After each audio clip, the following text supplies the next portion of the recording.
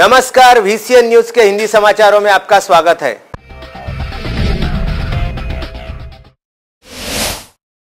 State bank के सुरक्षा रक्षक द्वारा भाजपा के पूर्व जिला अध्यक्ष विजय श्री राव इनके ऊपर बंदूक तानने का मामला वरुण में सामने आया है। शहर की भारतीय स्टेट बैंक वरुण में किसानों को पासबुक लेने के लिए 5 बजे बैंक में बुलाया गया था, लेकिन जब किसान बैंक पहुंचे तो बैंक के सुरक्षा रक्षक ने उन्हें बाहर ही रोक लिया। बाहर काढू नका कोणाले, तुम्ही सरळ बोला माझ्यासोबत, सरळ बोला, तुम्ही सरळ बोला माझ्यासोबत, मी सरळ बोलून राहिलो। अधिकार आहे तुम्हाला विचारायचा, काय तुमचं असं तुम्ही कस्टमर सोबत कसं बोलता? कसं बोला म्हणजे काय तुम्ही तुमच्या घरची आहे का? 24 घंटे बँक नाही आहे। अरे नाही, 24 घंटे आहे का 5 घंटे आहे? तुमचा विषय आहे, 24 घंटे बैंक खुली है म्हणून तुमचा विषय आहे। किसानों को बैंक के अंदर दाखिला न मिल पाने की वजह से उन्होंने विजय श्री राव इनसे शिकायत की। ये कस्टमर आए हुए हैं बाहर से, इनको 5 बजे के बाद पासबुक लेने को बुलाया। सर ने बुलाया था सर, आप कैशियर सर ने। हाँ, फिर अभी उसको बाहर रोक दिया। अब वो बाहर गांव से आए हुए हैं लड़के, इससे किसान आदमी उनको काम है एंट्री का बताना पड़ेगा कि क्या पर्पस के लिए हो रहा है। नहीं पासबुक के लिए सर ना, क्या नहीं पासबुक के लिए बुलाया? नहीं पासबुक लेने के लिए बुलाया, नहीं पासबुक लेने के लिए उसको 5 बजे के बाद बुलाया। हाँ, वो आया है। वो कारण बताया क्या आपने? तभी विजय श्री राव इन्होंने किसानों का नेतृत्व करते हुए उन्हें बैंक के अंदर ले जाने की कोशिश की। इसी दौरान बैंक के सुरक्षा रक्षक BS शेरेकर इन्होंने किसानों को और श्री राव को रोकने की कोशिश की। सर जब अंदर ही नहीं आने दे रहे, अंदर ही नहीं आने दे रहे ना उसको, आप मेरे को जब अंदर नहीं आने दे रहे हैं तो बाकी लोगों का तो सवाल ही नहीं। आपको पूछा ना कौन सा काम है, बाकी लोगों का सवाल ही नहीं है। रुक जाओ ना थोड़ा सा, जब मैं बात कर रहा हूँ तो तुम मत बोलो, या तो तुम ही बोल लिया करो या तो कोई तो सवाल नहीं। आपका काम जितना है सिक्योरिटी का, आपने उनको बोलने को होना था कि ये आए हुए, ठीक है आप आइए जरा ले लीजिए। उसमें क्या है, मेरे ही इंस्ट्रक्शन है कि शाम को 4:30 बराबर है ना, लेकिन इनका काम क्या है आपको पूछना। उसमें क्या रहता है सर, बार ये जरूरी नहीं कि कस्टमर के साथ में आपने हुज्जतबाजी करना। ठीक है, आप कौन से नियम से आप कर रहे? मैं आपकी कंप्लेंट करूंगा सिक्योरिटी के पास, क्या समझ रहे हैं? हाँ करूंगा। अरे मैं करता कल।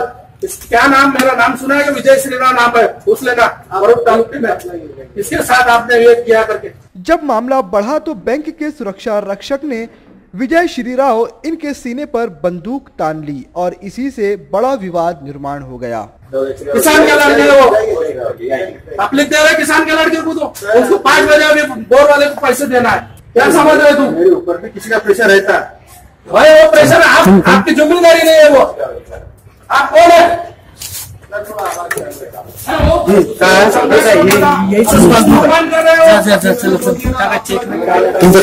अपमान करने का क्या मतलब है उसका?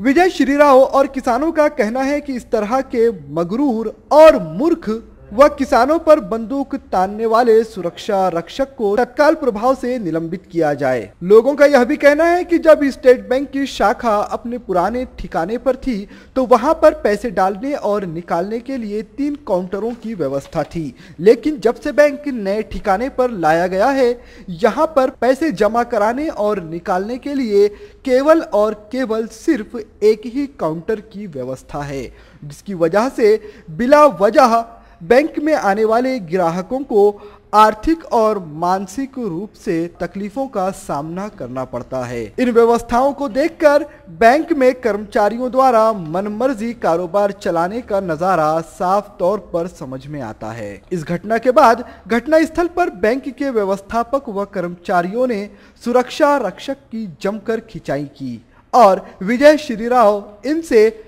शिकायत न दर्ज कराने की विनती की। VCN न्यूज के लिए वरुण से नीलेश लोनकर की रिपोर्ट। पुनर्वसित गांवों की अपेक्षा के खिलाफ आदिवासी तथा वन विभाग में एक बार फिर से ठन चुकी है। अपने मूल गांव लौटने की भूमिका पर अड़े आदिवासी ग्रामीण तथा वन विभाग के जवानों में 22 जनवरी की दोपहर 2 बजे के करीब मेलघाट के केलपानी गुल्लर घाट में सशस्त्र संघर्ष हुआ। इसमें 50 वनकर्मी तथा 15 पुलिस जवान घायल हुए। घटना से क्षेत्र में तनाव नजर आ रहा है। नाराज आदिवासियों ने जंगल को आग के हवाले किया। पुनर्वसित अमोना, वारूखेड़ा, धारगढ़, सोमठाना बुजुर्ग, सोमठाना खुर्द, गुल्लर घाट, केलपानी नगरतास के ग्रामीण वासियों ने 15 जनवरी से अपनी मांग को लेकर आंदोलन किया, लेकिन मांग पूरी नहीं होने पर वो मेलघाट के पुराने गांव में लौट चुके हैं। तभी से इस पूरे क्षेत्र में वन विभाग व पुलिस विभाग द्वारा छावनी बनाया हुआ रूप नजर आ रहा है। ग्रामीणों को बाहर निकालने के लिए आदिवासियों से चर्चा हुई, लेकिन यह विफल रही। परिवार सहित आदिवासी यहां पर जम चुके हैं। 22 जनवरी की दोपहर पुलिस, एसआरपीएफ तथा वन विभाग के 100 से अधिक कर्मचारी आदिवासियों को गांव में भेजने के लिए आने पर विवाद हो गया। इसके बाद ग्रामीण वासियों ने पत्थर, तीर कमान, लाठी तथा मिर्ची पाउडर जवानों पर फेंकी। इस हमले के बचाव के लिए उन्होंने सौम्य प्रहार किया। दोनों के संघर्ष में 65 जवान तथा ग्रामवासी घायल हुए। घायलों को आकोट ग्रामीण अस्पताल अकोला तथा अमरावती में लाया गया है। घायलों में धारगढ़ के आरएफओ सुनील वाकोड़े की हालत गंभीर है। वनपाल इंगोले पर कुल्हाड़ी से हमला करने से वो भी गंभीर घायल हो गए। कई कर्मियों के गर्दन, पीठ तथा सिर पर चोट लगने की जानकारी भी है। भीड़ को भगाने के लिए पुलिस ने आंसू गैस का उपयोग किया। क्षेत्र में धारा 144 लगाई गई। लेकिन इस सारे विवाद के बाद अमरावती शहर के पत्रकार भवन में आदिवासी संगठनों द्वारा एक पत्र परिषद बुलाई गई, जिसमें पत्र परिषद में पत्रकारों को संबोधित करते हुए संगठनों ने यह आरोप लगाया कि आदिवासियों से उनकी जमीन छीनी जा रही है। सरकार और वन विभाग उन्हें बेवकूफ बनाने की कोशिश कर रही है। 35-35 एकड़ जमीन के एवज में सिर्फ 10 लाख रुपयों का लॉलीपॉप दिया जा रहा है। अमरावती जिला आदिवासी बहुल क्षेत्र है। अमरावती जिला में एनाटॉमी और ट्राइब एक्ट लागू है। इसके बावजूद किसी भी ट्राइब्स कमीशन या फिर ट्राइबल आयोग की रिपोर्ट के बिना ही यहाँ पर टाइगर रिजर्व घोषित कर दिया गया। 2012 में जिन सपनों के साथ आदिवासियों को गांव से निकाला गया था, उनमें से एक भी पूरा नहीं हो पाया है। पोलीस प्रशासनाच्या माध्यमातून जो हमला झाला आदिवासींवरती चुकीची बाब आहे, ज्याच्यामध्ये हजारो आदिवासी अफरातफरी झालेले आहे। जवळपास 18 आदिवासी जखमी झाले आणि 3 आदिवासींना गोळ्या घातल्या गेल्या। आमचं असं म्हणणं आहे की 2012 मध्ये जे विस्थापन झालेलं आहे, तर पुनर्वसनाच्या नावावरती त्यांनी विस्थापन केलं। हालांकि ते पुनर्वसन नाही विस्थापन, आणि अमरावती जिल्हा अनुसूची 5 मध्ये आहे, तर अनुसूची 5च्या आदिवासींना विस्थापित करण्यात येत नाही। जर त्यांचं पुनर्वसन करायचं आहे तर त्यांना त्याच जिल्ह्यामध्ये पुनर्वसन करावं लागतं, कारण तो शेड्यूल आहे। पण असं प्रशासनाने केलं नाही आणि त्याच्यामुळे 6 वर्षामध्ये आदिवासींना कुठली फॅसिलिटीज प्रोव्हाइड केली नाही, शिक्षणाची, रोजगाराची, मार्केटची। आणि त्यामुळे काय झालं की ते आदिवासींमध्ये जवळपास 275 लोक भोगबळीने मरण पावले। हा खूप मोठा मानवी नरसा फॉरेस्ट डिपार्टमेंटच्या लोकांनी घडवून आणलेला आहे। आदिवासियों से उनकी जमीन छीनी जा रही है। इस तरह के संगीन आरोप आदिवासी समाज द्वारा लगाए जा रहे हैं। उनका कहना है कि सरकार उन्हें नौकरी दे, उनके बेहतर शिक्षण और पालन पोषण की व्यवस्था भी करे, आदिवासियों को आत्मनिर्भर बनाया जाए, उनके लिए रोजगार के अवसर मुहैया कराए जाएं। अगर ऐसा नहीं हुआ तो आगामी दिनों में न्यायालय में भी सरकार को चुनौती दी जाएगी। इसी प्रेस वार्ता के दौरान यह भी बताया गया कि पिछले 2012 से लेकर अब तक धारनी मेल घाट में 300 से अधिक लोगों की मृत्यु हो चुकी है और इनका मुख्य कारण बेरोजगारी और भूख है। इन क्षेत्रों में किसी भी तरह से कोई कार्य नहीं किया जा रहा। तर आमचं असं म्हणणं आहे की जे आदिवासी आपल्या मूळ गावी गेले त्या आदिवासींना त्वरित सुरक्षा प्रदान करण्यात यावी, रास्ते मोकळे करण्यात यावे, जेणेकरून त्यांना काही रॅशन वगैरे आणि आम्हा लोकांचं आणि इतर लोकांचा संपर्क होता येणार। आणि महत्त्वाचं म्हणजे त्या आदिवासींच्या परिवारातील एका व्यक्तीला नोकरी आणि 6 वर्षांमध्ये जो त्यांच्यावरती अन्याय अत्याचार झाला आणि नुकसान भरपाई म्हणून आम्ही 1 करोड रुपये त्यांच्या परिवाराला प्रोव्हाइड करण्यात आले आणि अनुसूचित 5 एरियाला लक्षात घेऊनच त्यांचं पुनर्वसन करण्यात यावं ही आमची मागणी आहे। आकोट तालुका के ग्राम पुंडा में एक गरीब खेत मजदूरी करने वाली महिला के घर में आग लग गई। इस आग की वजह से महिला के घर की संपूर्ण सामग्री जलकर राख हो गई। यह घटना 21 जनवरी की सुबह सोमवार के रोज सामने आई। इस घटना में महिला को लगभग 50,000 रुपए का नुकसान उठाना पड़ा है। इस गरीब महिला का घर गांव से थोड़ी ही दूरी पर नई बस्ती में है। महिला का नाम सरूबाई खंडारे है। महिला का घर कच्ची मिट्टी का बना हुआ था। इस घर में अचानक आग लग जाने की वजह से घर में रखा सारा अन्य का सामान व जीवन आवश्यक वस्तुएं जलकर राख हो गई और देखने वालों ने देखा कि जहां पर घर था सिर्फ और सिर्फ मिट्टी का ढेर और राख नजर आ रही। जिस महिला के घर में आग लगी है वो किसी भी तरह खेत मजदूरी करके अपना जीवन गुजार रही थी, लेकिन अब उसका घर और उसकी जमा पूंजी आग लग जाने से जलकर तबाह हो जाने की वजह से महिला पर बड़ा संकट आ चुका है। घटना स्थल पर पहुंचकर वहां के तलाठी और पुलिस कर्मचारियों ने पंचनामा कर लिया है। महिला के घर में लगी हुई आग को बुझाने के लिए ग्राम सुरक्षा दल के साथ साथ गांव के युवकों ने कड़ी मेहनत की, लेकिन जब तक आग बुझ पाती उस वक्त तक महिला का सारा ही संसार आग जलाकर राख कर चुकी थी।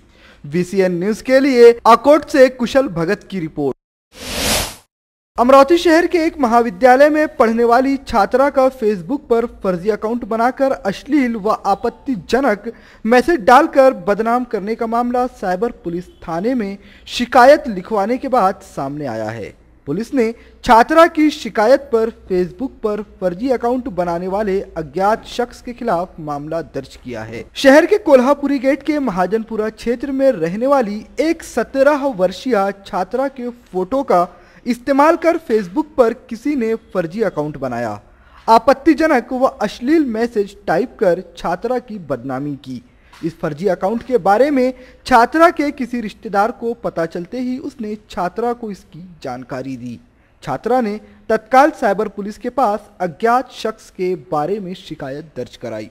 पुलिस ने IT एक्ट व बदनामी करने के तहत मामला दर्ज कर लिया है। रेलवे विभाग द्वारा बंद की गई 4 पैसेंजर गाड़ियों को दोबारा से शुरू करने की मांग को लेकर अमरावती जिला के चांदुर रेलवे शहर की रेल रोको कृति समिति की तरफ स्टेशन मास्टर के जरिए DRM नागपुर को नितिन गौड़ी के नेतृत्व में निवेदन दिया गया और अगर यह ट्रेनें जल्द से जल्द शुरू नहीं की गई तो आंदोलन शुरू किया जाएगा। नए वर्ष की शुरुआत से ही 1 जनवरी से लेकर अब तक मेगा ब्लॉक के नाम पर रेलवे विभाग की तरफ से नागपुर भुसावल नागपुर अमरावती, अमरावती नागपुर और भुसावल नागपुर इस तरह की 4 पैसेंजर रेलगाड़ियों को बंद किया गया है।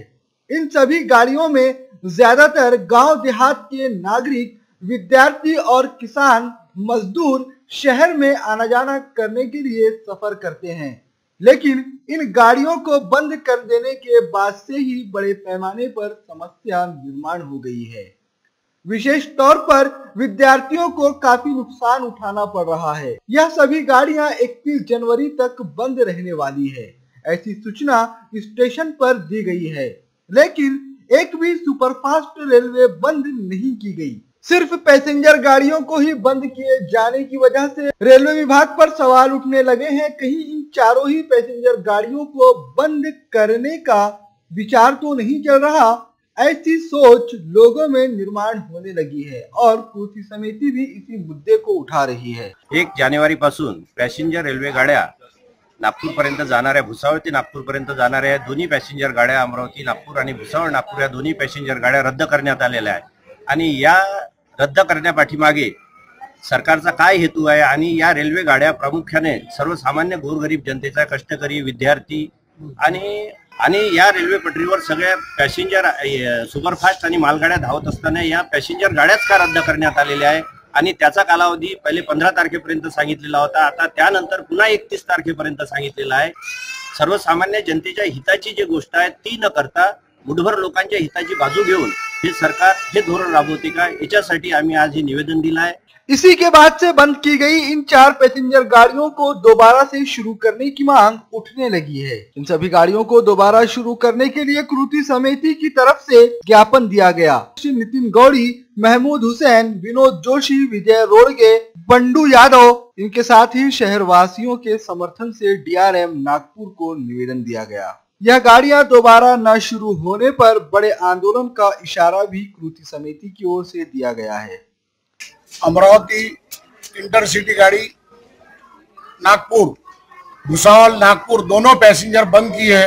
दोनों पैसेंजर में काश्तकार, शिक्षण करने वाले बच्चे, गोर गरीब लोग पैसेंजर गाड़ी से जाते आते हैं।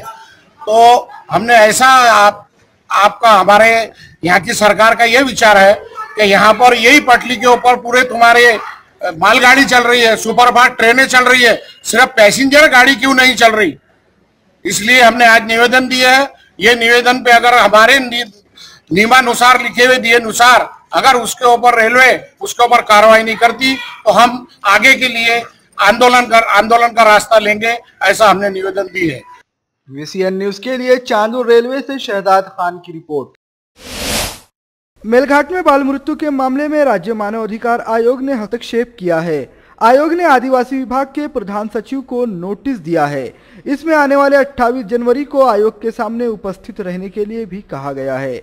वर्ष 2016 में NGO बंडिया साने ने राज्य मानव अधिकार आयोग के समक्ष मेलघाट में होने वाली बाल मृत्यु के मामलों को प्रस्तुत किया था।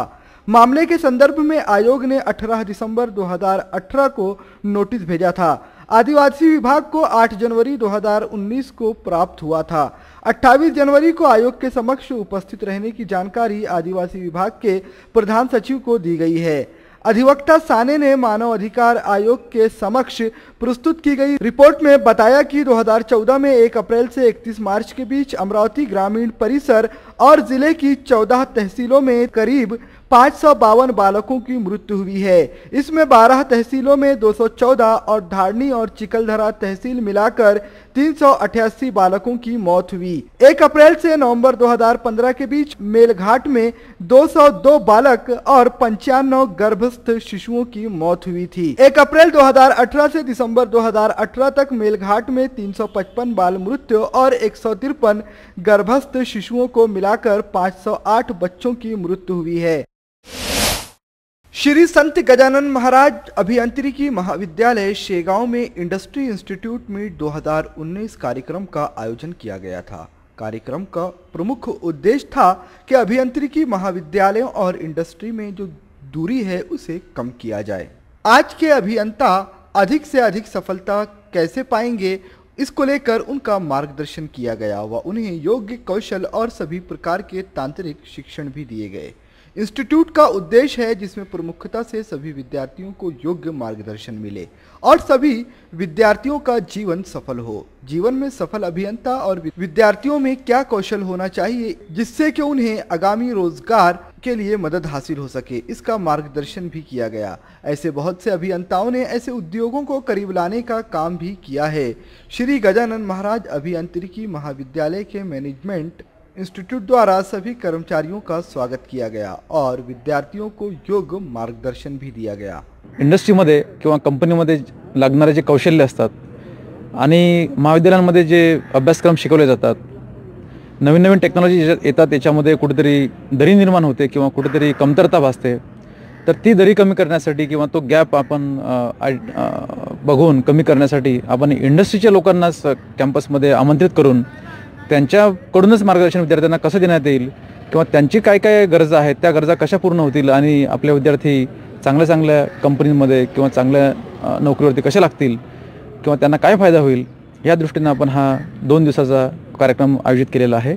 आमच्या कॉलेजनी हे IIM एक प्रोग्राम अरेंज केला आहे आणि त्याच्या थ्रू म्हणजे स्टुडंट्सला खूप अशी इन्फॉर्मेशन भेटते आहे जी त्यांच्या टेक्निकल करिअरमध्ये खूप यूज होणार आहे। याच्यामुळे आमचं जे मोठे मोठे CEO आहे इंडस्ट्रीजचे त्यांच्याशी इंटरॅक्शन होत आहे डिरेक्ट, आणि जर आमचे काही प्रॉब्लेम्स असले तर ते या मोठ्या प्लॅटफॉर्मवर सॉल्व्ह होत आहे आणि जे इंटरॅक्शन आहे ते फ्रंट टू फ्रंट असल्यामुळे जे सोल्युशन आहे ते खूप इम्पॅक्टफुल आहे आमच्यासाठी आणि त्याच्या थ्रू आम्हाला खरंच मोटिवेशन पण भेटत आहे। VCN न्यूज के लिए खामगांव से वरिष्ठ प्रतिनिधि फारूक सर की रिपोर्ट। श्रद्धा फैमिली शॉपिंग में जाएंगे हम सभी, साड़ियों की नई डिजाइन देखो यहीं से लाएंगे। श्रद्धा फैमिली शॉपिंग में जाएंगे हम सभी, लेडीज जेंट्स बच्चों की हर फैशन लाएंगे सभी। फैशन के सफर में आप भी आगे ही आगे बढ़ते चलिए, क्योंकि बिजीलैंड का सबसे बड़ा आलीशान भव्य showroom Shraddha family shopping and mall, Busyland complex, Nandgaon Peth, Amravati.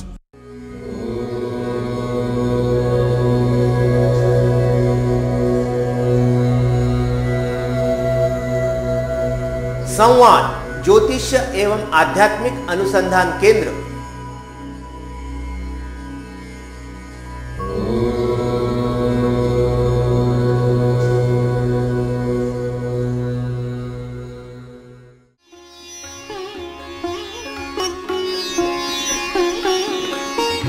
समृद्ध जन्म कुंडली के अनुसार करें अपने व्यक्तित्व का निर्माण, अपने बच्चों की परवरिश करें उनकी जन्म कुंडली एवं ज्योतिष परामर्श के अनुसार।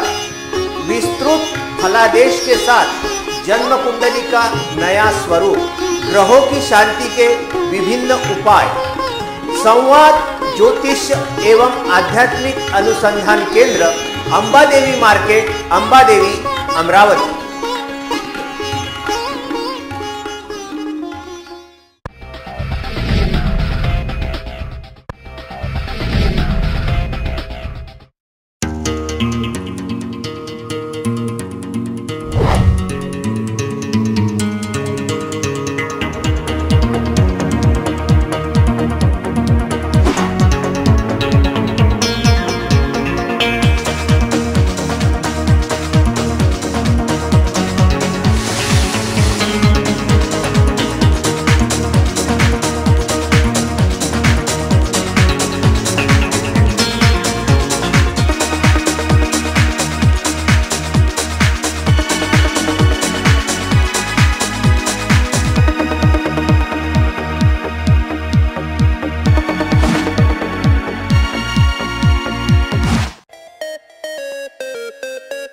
विदर्भ का सबसे बड़ा शोरूम बिजीलैंड में Aradhana wholesale shopping mall, wholesale rate में रिटेल बिक्री। आराधना संपूर्ण लग्न बस्ता, बनारसी शालू, डिझायनर साड्या, घागरा ओढणी, salwar suit, dress material, readymade coat, suiting shirting, teenage wear, kids wear, fashion jewellery, lifestyle, shoes व sandal, home decor, matching. Lane number L2, shop number 43 to 48, Busyland complex, Nandgaon Peth, Amravati. Aradhana wholesale shopping mall, wholesale rate में चिल्लर बिक्री। आराधना। अहो ऐकलत का? अगं काय झालं? अहो नळ गेलाय, पिण्याचं आणि वापरायचं एक थेंब पाणी नाही. अगं घाबरू नकोस, शिवनेरी बोरवेल आहे ना. हा घे फोन नंबर 9422155278 आणि 9021318383. अगदी थोड्या वेळात पाणी आपल्या दारात. शिवनेरी बोरवेल, राजापेठ चौक, गद्रे मोटर्स जवळ, बडनेरा रोड, अमरावती. अति योग्य भावात मोटर फिटिंग सहित उपलब्ध. Shivneri borewell. Murtajapur railway station के प्लेटफॉर्म नंबर 4 पर खड़ी शकुंतला पैसेंजर गाड़ी की बोगी में आधी रात 12:30 बजे के दरमियान अचानक आग लग गई। वो तो खैर हो कि इस हादसे में किसी के जान की हानि नहीं हुई। यह आग शॉर्ट सर्किट की वजह से लगी है, परिसर में ऐसी चर्चा गूंज रही है। आग बुझाने के लिए पहुंचे अग्निशमन दल को बोगी तक न पहुंच पाने की वजह से रात लगभग 3:50 तक बोगी धुक धुक कर जलती रही। मुर्तजापुर से अचलपुर की ओर जाने के लिए शकुंतला गाड़ी की 4 बोगी रेलवे प्लेटफॉर्म क्रमांक 4 पर खड़ी की गई थी। मेंटेनेंस कर्मचारियों ने गाड़ी की बैटरी को चार्जिंग पर लगाया था। साफ सफाई करके कर्मचारी वहां से निकल चुके थे, जिसके बाद रात लगभग 12:30 बजे बोगी में अचानक आग लग गई। इस घटना की जानकारी मिलते ही अग्निशमन दल घटना स्थल पर पहुंचा, लेकिन रेलवे ट्रैक और गड्ढों की अड़चन की वजह से अग्निशमन दल की गाड़ी जल रही बोगी तक नहीं पहुंच पाई, जिसकी वजह से बोगी लगभग 3:50 तक जलती रही। आग लगी हुई बोगी के साथ ही 3 बोगियां और जोड़ी गई थी, लेकिन एक बोगी में आग लग जाने के बाद घटना स्थल पर मौजूद नागरिक और रेलवे पुलिस व कर्मचारियों ने 3 बोगियों को धक्का देकर जल रही बोगी से दूर किया। उसके बाद बाकी बोगियों को जलने से बचाने में कामयाबी हासिल हुई। इस दरमियान आग किस वजह से लगी है, इसकी जांच पड़ताल करने के लिए रेलवे प्रशासन व जीआरपी पुलिस की तरफ से पंचनामा कर लिया गया है। VCN न्यूज के लिए मुर्तजापुर से जावेद शाह की रिपोर्ट। अमरावती शहर के कारागार अधीक्षक कामड़े व सामाजिक संस्था के अध्यक्ष पद्मापुरी ज्योति ठाकुर, गिरिजा बागड़े, लक्ष्मी तांडुरकर, इंदु लाड़े, इनके सहकार्य से जेल में बंद कैदी महिलाओं के लिए एक कार्यक्रम आयोजित किया गया। अमरावती जिला के कारागार में पूजा सुशिक्षित बेरोजगार महिला सेवा सहकारी संस्था व निशांत बहुउद्देशीय शिक्षण प्रसारक संस्था की तरफ से अध्यक्ष पद्मापुरी व उनकी सहकारी महिलाओं ने जेल में बंद महिला कैदियों के लिए एक कार्यक्रम का आयोजन किया गया। इस कार्यक्रम में कैदी महिलाओं के साथ हल्दी कुमकुम का कार्यक्रम मनाया गया, जिसकी वजह से बाहरी दुनिया से दूर जेल में बंद कैदी महिलाओं के चेहरे पर मुस्कान नजर आई। कैदी महिलाओं ने पद्मापुरी का आभार व्यक्त किया और कहा कि इस तरीके से जेल में महिला कैदियों के साथ किसी सामाजिक कार्यक्रम का यह पहला अवसर है। इस कार्यक्रम के दौरान जेलर कामड़े प्रमुखता से उपस्थित थे। कैदी महिलाओं को हल्दी कुमकुम लगाकर उन्हें तिलगुड़ की भेंट दी गई व इसके साथ साथ उन्हें उनके जरूरत की कुछ और भी वस्तुएं भेंट स्वरूप दी गई। इस सम्मान पूर्वक और हंसी खुशी के कार्यक्रम में शामिल होने के बाद कैदी महिलाओं की आंखों से आंसू झलकने लगे और उन्होंने संस्था व जेल अधिकारियों को धन्यवाद कहा। हिंदू हृदय सम्राट स्वर्गीय बाला साहेब ठाकरे की जयंती के अवसर पर कारंजा शहर व तालुका शिवसेना कार्यकारिणी की ओर से पूर्व आमदार व कारंजा कृषि उत्पन्न बाजार समिति के सभापति प्रकाश डहाके के नेतृत्व में भव्य रक्तदान शिविर का आयोजन किया गया।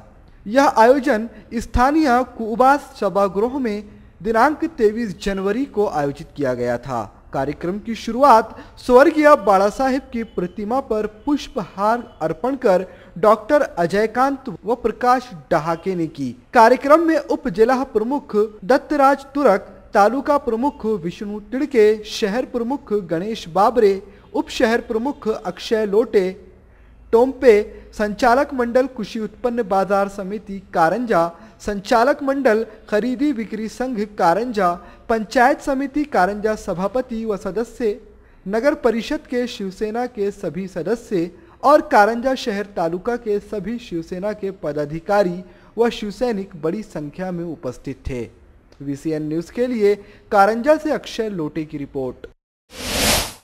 इंडियन नेशनल कांग्रेस कमेटी के राष्ट्रीय अध्यक्ष राहुल गांधी के अपने पारंपरिक सीट अमेठी के अलावा नांदेड़ संसदीय सीट को भी कांग्रेस की ओर से उनके लिए आरक्षित रखे जाने की चर्चा है।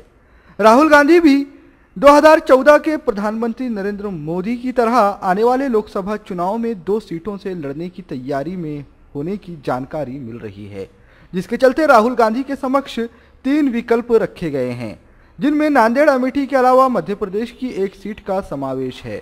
राहुल गांधी के नांदेड़ से चुनाव लड़ने के पीछे राज यह बताया जा रहा है कि नांदेड़ जिला कांग्रेस का गढ़ माना जाता है। पिछले लोकसभा चुनाव में राज्य के बड़े बड़े नेताओं को करारी हार का सामना करना पड़ा था, लेकिन नांदेड़ के मतदाताओं ने मोदी लहर के बावजूद कांग्रेस का साथ देते हुए अशोक चौहान को सांसद बनाकर दिल्ली भेजा था, जिसके कारण यह सर्वाधिक सुरक्षित सीट मानी जा रही है। उत्तर प्रदेश के बाद महाराष्ट्र लोकसभा सीटों के मामले में देश का दूसरा सबसे बड़ा राज्य है, जिसके कारण यहां से हाईकमान चुनाव मैदान में उतरने से कांग्रेस कार्यकर्ताओं में नया जोश व उत्साह नजर आ सकता है। इसके साथ ही पड़ोसी राज्य कर्नाटक, तेलंगाना राज्यों में भी इसका फायदा होगा। इसके अलावा नांदेड़ में सचखंड गुरुद्वारा होने के कारण इसके धार्मिक महत्व को देखते हुए इसका कनेक्शन सीधे पंजाब से जोड़कर भी देखा जा रहा है। नांदेड़ जिला कांग्रेस का गढ़ माना जाता है, जिसके कारण राहुल गांधी के लिए अत्यंत सुरक्षित निर्वाचन क्षेत्र भी माना जा सकता है। पिछले लोकसभा चुनाव में प्रधानमंत्री नरेंद्र मोदी की नांदेड़ में हुई विराट जनसभा के बावजूद साल 2014 के चुनाव में अशोक चौहान को 4,93,075 वोट मिले थे, जबकि भाजपा के उम्मीदवार डीबी पाटिल को 4,11,620 मत ही मिल पाए थे। महाराष्ट्र सरकार द्वारा 5 जनवरी 2018 को लिए गए निर्णय के अनुसार महाराष्ट्र राज्य के 34 जिलों में कृषि महोत्सव आयोजित किया जाना है। इसी के तहत अमरावती जिला में भी आने वाली 27 जनवरी 2019 से 31 जनवरी 2019 इस कला अवधि के दरमियान साइंस कोर मैदान, एसटी बस स्टैंड के सामने प्रकल्प संचालक व कृषि विभाग की ओर से इस कार्यक्रम का आयोजन किया जाना है। कृषि महोत्सव के कार्यक्रम की कलाअवधि में पहले दिन कार्यक्रम का उद्घाटन व किसानों का मार्गदर्शन किया जाएगा। इसी तरह से दूसरे और चौथे दिन में परिसंवाद सत्र व किसानों की समस्याओं के निराकरण को लेकर मंथन किया जाएगा और 5वें दिन किसानों के सत्कार समारंभ के साथ कार्यक्रम का समापन होगा। कृषि महोत्सव 2019 में शासन की तरफ से 40 कृषि निविष्ठा, 30 कृषि तंत्रज्ञान व सिंचन, 30 गृह उपयोगी वस्तु, 40 धान्य महोत्सव, 20 खाद्य पदार्थ, इसी तरह लगभग 200 स्टॉल लगाए जाएंगे। इस महोत्सव में खेती किसानी को लेकर विकसित हुए विज्ञान व किसानों की अनेक समस्याओं पर चर्चा की जाएगी। किस तरह से किसानों के उत्पादन को योग्य भाव मिले व ग्राहकों को उच्च दर्जे की खाद्य पदार्थ मिल सकें, इसके लिए सीधे किसान से ग्राहक बिक्री, नए कृषि विज्ञान के बाबत कृषि विद्यापीठ द्वारा प्रयोगशील किसान प्रक्रिया व उद्योजकों का संवाद, इस तरीके के अलग अलग कार्यक्रम आयोजित किए जाएंगे। इस कार्यक्रम का मकसद है कि किसानों की बिगड़ती हुई हालात को काबू में करना और किसानों को समाज की मुख्य धारा में लाना। इस कार्यक्रम की जानकारी अमरावती शहर के एग्रीकल्चर ऑफिस में पत्र परिषद कर दी। जिला कृषि महोत्सव आयोजन करने के लिए शासन की तरफ से एक शासन निर्णय निर्गमित हुआ है और उसके मुताबिक हर जिले में कृषि महोत्सव का आयोजन करना अनिवार्य है और उसी को लेकर अमरावती जिले का भी जिला कृषि महोत्सव 27 जनवरी से लेकर 31 जनवरी तक के कालावधि में आयोजित किया गया है और ये आयोजन science core ground bus stop, main bus stop के सामने अमरावती इस स्थल पर इसका आयोजन किया गया है। हिंदी समाचारों में अब वक्त हो चला है आपसे विदा लेने का। विदर्भ से जुड़ी तमाम जानकारी जानने के लिए देखते रहिए विदर्भ का सर्वश्रेष्ठ न्यूज चैनल VCN न्यूज। नमस्कार।